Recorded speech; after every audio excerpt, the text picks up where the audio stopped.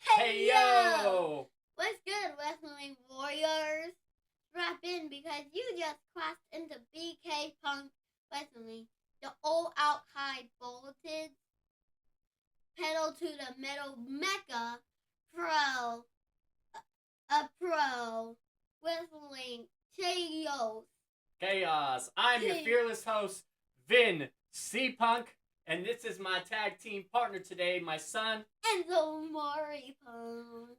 And we are the ringmasters and the soon to be recognized top dog and undisputed champions of all things wrestling.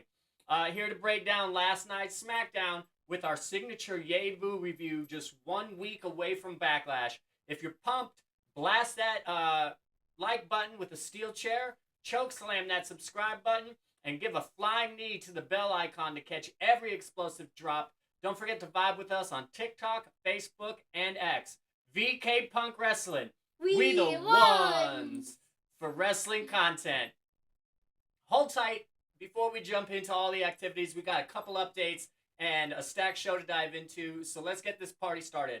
Okay, if you're locked in with us across all the platforms, you know that I've been real about some struggles I've been having lately, especially navigating a tough breakup that's hit like a pile driver. But the VK Punk train ain't stopping. We're keeping the content flowing with big things on the horizon, including the addition of this guy who everybody loved on our TikTok live yesterday. So we're going to try to include him as much as we can.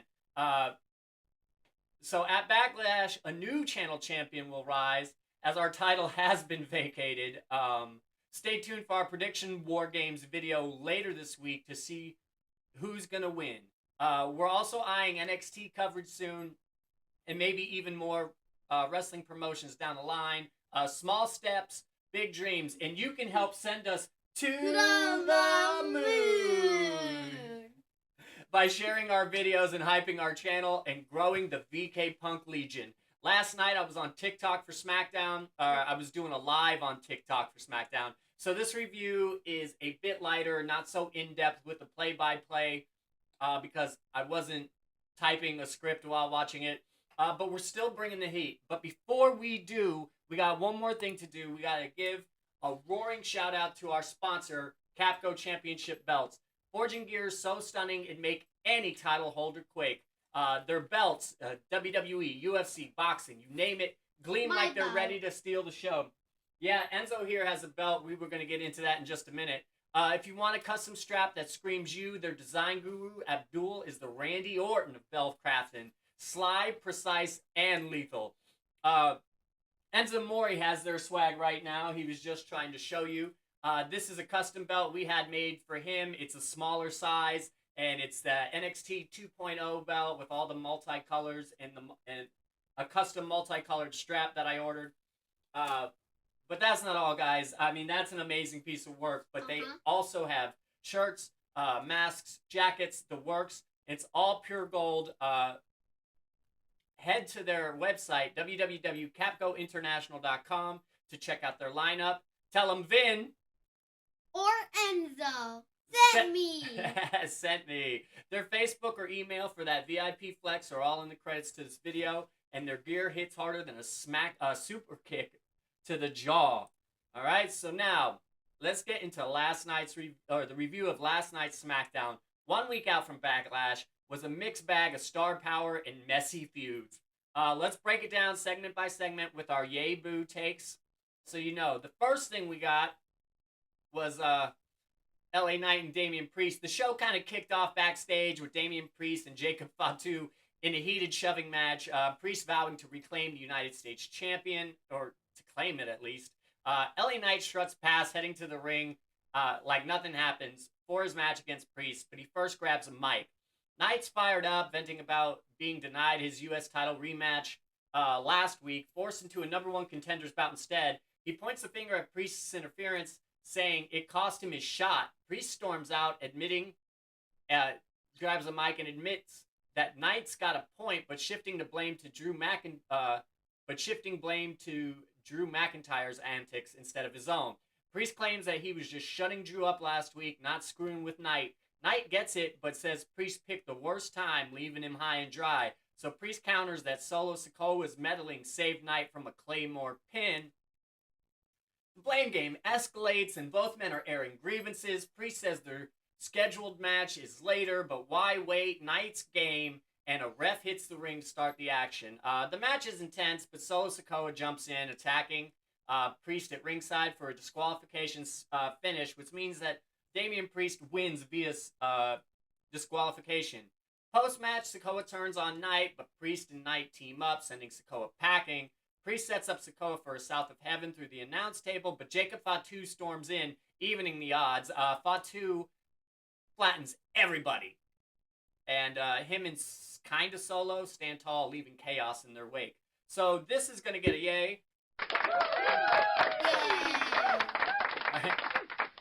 And a boo as well. Boo. Boo.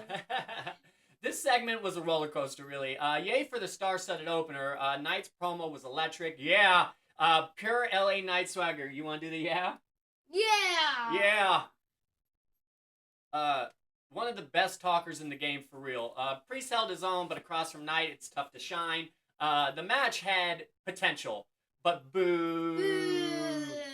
For Solo's interference, derailing it. The Priest Knight beatdown on Sikoa was a crowd pleaser, and Fatu's explosive save, wrecking everyone, was a highlight. That announce table, supposedly reinforced, is now collapsing weekly. It's like WWE got a remote control and some high-powered magnets that they could just release on cue when they wanted to break. Boo for Priest dipping. Boo for Priest dipping into the mid-card after his world title run. It's a rough slide, man. But Knight and Fatu are pure gold. This feud's got legs, but the constant meddling needs to chill. Foxum versus Pretty Deadly. That's right. Backstage, Fraxium, Nathan Frazier, and Axiom chat with Byron Saxton, hyped to be on SmackDown's Stack Tag Division. Pretty Deadly interrupt, all pump and snark, setting up an impromptu match. In the ring, Fraxium's high-flying offense clashes with Pretty Deadly's theatrics. The finish sees Fraxium nail Kit Wilson with a slick double-team move for the pin. The winners are Fraxium, but this gets a... boo! Boo! Because it's so yucky. The match was decent, but it went off the rails. Elton Prince kind of got busted open the hard way, and he was bleeding kind of bad. Fraxium's NXT level bangers set a high bar, but this felt flat. Main roster growing pains are real. Boo! For WWE putting Fraxium a fresh call-up over Established. Teams like Pretty Deadly and Los Garza. Yep, both these squads are dripping with talent. Los Garza's lucha brilliance ruled in Mexico, and Pretty Deadly's in-ring and mic skills are top tier. Yet they're stuck jobbing to a team that's barely formed. The tag division's a mess. Unleash Los Garza's high-flying chaos and give Pretty Deadly a title run to show their charisma and stop burying proven acts for untested call-ups. Fraxium's action was exciting, but this booking is souring fans. WWE, you need to fix this. I thought we saw a booth. Okay, so Chelsea Green has a meltdown, right? Backstage, Nick Aldis meets with Michin and BFAB, who pitch a shot. I see a yay. Yay. Oh, that's later. Yeah, just wait, dude. Who pitch a shot at the women's tag title once Liv Morgan's back from her movie gig. Chelsea Green, Piper Niven, and Alba Fyre barge in, and Green, dressed like she's at a funeral, still reeling from losing the women's title to U.S. title to Zelina Vega last week. She demands a recount. She means a rematch, but Aldis tables it, noting that Zelina's match with Piper Niven is tonight. Yay! Yay!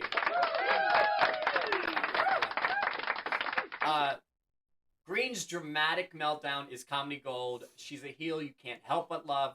The segment sets up Zelina's match nicely and teases a tag title feud, giving Michin and BFAB some shine. Boo! Boo! Yucky! Boo for the rematch delay. Green deserves her shot to keep this feud hot. The women's division is stacked, and this snippet showed its depth, right? Yeah. So next we get a confrontation with 4 women out of the women's division: Nia Jax, Tiffany Stratton, Naomi, my favorite character, and Jade Cargill. Nia Jax hits the ring, explaining last week's ambush on Tiffany Stratton. She's back to reclaim the women's championship. She lost to Stratton in January of 2025. Stratton struts out unfazed, trading barbs and refusing to back down. Naomi interrupts, however, calling out both for making her life hell and vowing to crash the title picture, even if it means running someone over, throwing someone under the car. She said it was a really weird line. Jade Cargill, however, joins the fray, and the 4 women erupt into a brawl. Nick Aldis comes out from the back, booking a tag match for the main event: Stratton and Cargill versus Naomi and Jax. Yay! Yay! And boo! And boo! Yay for Tiffany Stratton. She is a phenom. She's outshining veterans with her poise and carrying Jade to a stellar match last week. The confrontation was chaotic fun, with Naomi's fire and Jax's menace adding heat. Boo for the fatal 4-way vibe that is building towards. Neither Naomi nor Jade feel ready to take the belt, and crowning them over proven stars like Stratton or Jax would echo the tag division's missteps, what they're doing over there. A Stratton-Jax blood feud, trading the title back and forth, would be money. Jax's return has been stellar. Since she's come back, she's been a completely different person. Stratton's a perfect foil for this, though. This multi-woman mess dilutes the stakes. I feel like WWE need to keep it focused. Yeah, I think so also. Alright, so next we go backstage where Carmelo Hayes hypes up The Miz for his clash with Aleister Black. In the ring, Miz brings his A game, but Black's eerie precision and striking power dominate, really. The finish sees Black landing a devastating Black Mass for the pin. He almost caught him with a Black Mass right out the gates. Miz went to rush him as soon as the bell rang, and Aleister Black had that Black Mass ready. So, post-match, Black and Hayes had this weird little stare down, kind of teasing what's next. Winner, Aleister Black. Yay! Yay! This was a banger. Miz is criminally underrated. Went toe-to-toe with Black, making him earn the win. Black's return under Triple H's regime feels promising. His NXT run was iconic, and this match showed he's still a force. Boo! It's for WWE's history for unusing Miz. He's a main event talent stuck in mid-card limo. The stare down. The stare down with Hayes, meh. Meh. Melo's been off target lately, and Miz is a tough act to follow. Miz is still awesome. And where Melo don't miss, he's been missing a lot lately. So yay for Black's future. Let's hope he gets the push that he deserves. What's that? That's okay. I should have turned all the sound off. That's what I should have done. So Rey Fenix versus Santos Escobar, right? Backstage, Santos rips into Rey Fenix for losing to El Grande Americano at WrestleMania. Fenix shrugs it off, challenging Escobar to a match. In the ring, these Lucha legends deliver a masterclass, with Fenix soaring to the top rope for a top rope meteora to score the pin. Winner, Rey Fenix. Yay! So, there you go. Hands down, this is the night's best match. A clean finish, which is starting to be so rare these days. Let both men shine. Fenix... high-flying wizardry is main event caliber, and Escobar's technical prowess is criminally underused. Boo! For the Legado del Fantasma stagnation. Escobar and Los Garza are lucha royalty and deserve a bigger spotlight than this. Fenix climbing the card is the right call, but push Santos too. Legado could be a dominant faction with the right booking. Those guys, all of them are amazing. Xena Vega versus Piper Niven. Niven. Right. WWE Woman U.S. champion Zelina. Zelina Vega faces Piper Niven with Chelsea Green and Alba Fire at ringside. Vega fights from underneath, the underdog champ scrapping against Niven's power. A miscommunication between Green and Niven lets Vega snag a roll-up for the win, and Winner, Cena Vega. Yep, that's right. So, boo. Vega's win solidifies her reign, I guess, but the fluke vibe from last week lingers. Her underdog story works, but boo. Boo again. For the booking. Green was a stellar champ. Her charisma carrying the title. Vega's push, likely tied to Aleister Black's return, feels forced. She's talented, but hasn't been built as a division leader. Her size and limited moveset make her an odd fit for champ status. Green's feud with Vega should continue. She's too good to sideline. WWE's pushing new faces at the expense of proven stars, and it's a little bit shaky. This is the same thing we've been talking about. U.S. title. 4-race setup. Fatal 4.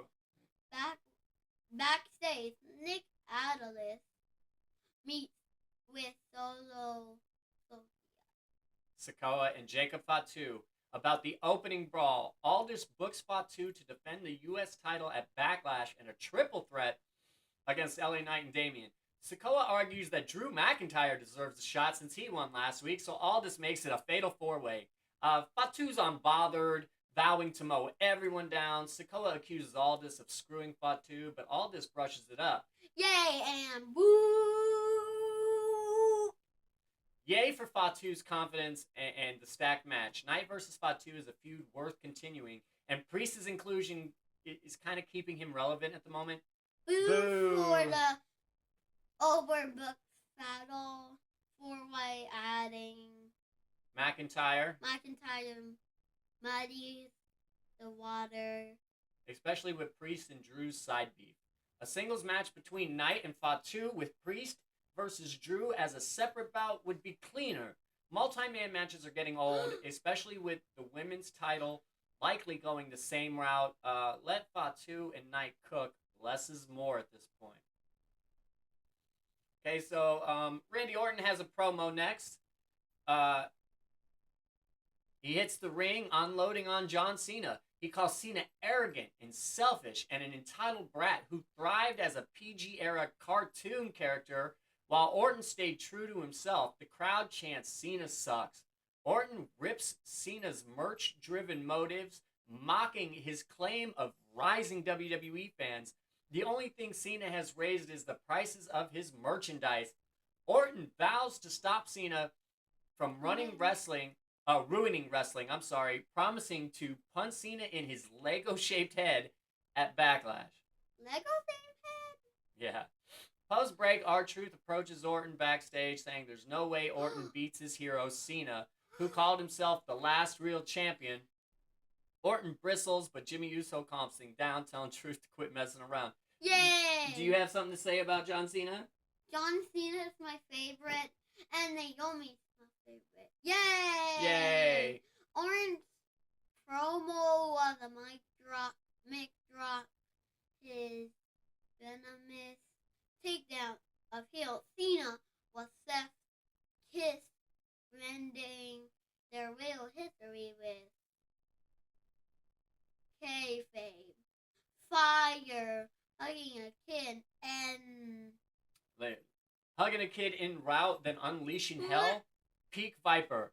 The backstage bit with Truth was gold. His earnest comedy never misses, and Jimmy's chill vibe balanced it out a little bit. This feud's a masterclass, building Backlash into a must-seen clash. Tiffany and Jade Cargill versus Naomi and Nia Jax. The main event. Backstage, Byron Saxton. Catches Tiffany Stratton and Jade Cargill. bickering about teamwork. Cargill reveals she's facing Nia Jax next week for a #1 contender shot. Stratton shrugs, claiming she nearly beat Cargill last week and will again if she's needed to. Elsewhere, Santos Escobar chews out Los Garza for not backing him against Phoenix, but Andrade interrupts, accusing Escobar of disrespecting their legacy. Escobar storms off, dragging the Garzas with him. In the main event, Stratton and Cargill take on Naomi and Jax. The match is a chaotic showcase with Stratton's polish, Cargill's power, Naomi's fire, and Jax's dominance. Cargill seals the win with a powerbomb on Nia Jax, though. Post-match, Stratton and Cargill tug of war over the title, but Naomi takes them both out, posing with the belt as SmackDown fades out. Winner, Stratton and Cargill. Yay! And boo. Yay for this match's high-octane action. Okay, cool. Stratton's a star, Cargill's improving, Naomi's electric, and Jax is a beast. Boo for mashing two foods into one. The Stratton, Jax, and Naomi Cargill stories to lose focus in this multi-woman high-up. It seems a fatal four-way looms, but it risks diluting the title picture.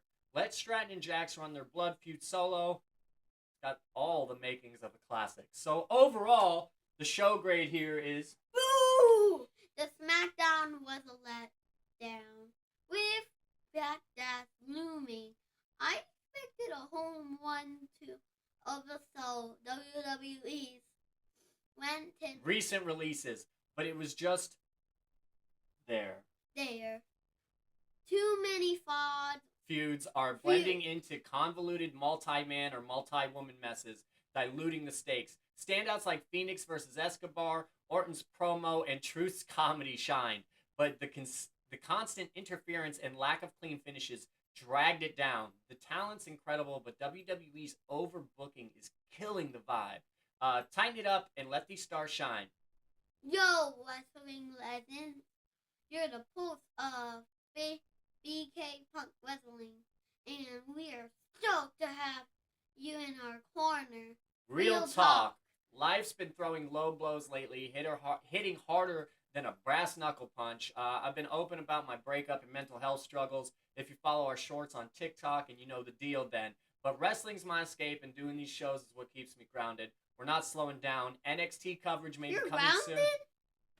Not grounded like that. NXT coverage might be next. Maybe even AEW down the line. Though losing a presenter stings a little bit. I'm flying solo for now. We got Enzo Amore is going to help us. Havoc is... And my dad is going to help us. Havoc is going to be around from time to time, too.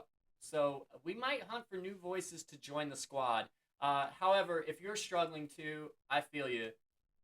This channel is the one part of my world holding strong right now. But history does not belong to the defeated. We're in the opening act of this match, and we can rally, hit our finisher, and claim the W. The whole arena's chanting our names. Better days are coming, so keep fighting. Flood the comments with your SmackDown takes, Backlash predictions, or just pure chaos. Make some noise, guys. Powerbomb that subscribe button. Share this with your crew to grow the VK Punk Legion, and stay locked in for our Predictions War Games video. I'm stepping into that fight and snatching the gold. My first title run's going to be a wild mic-dropping storm you'll never forget. I am Vin C Punk, and he's... Enzo Punk. This is VK Punk Wrestling, and we the ones. I love we the ones. For wrestling content. So until next time, chin up, tits out, and deuces, ooses. Huh?